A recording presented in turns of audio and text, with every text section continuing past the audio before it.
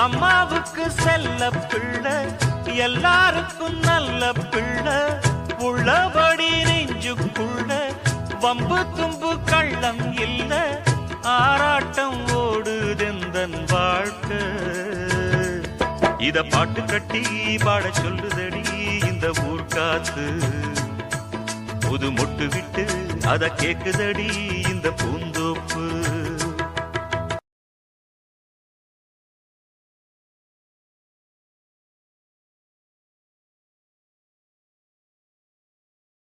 என்னோட கோபம் சிலருக்கு கஷ்டத்தை கொடுக்கலாம், ஆனா என்னோட அன்பு என்னைக்கும் யாருக்கும் கஷ்டம் கொடுக்காது.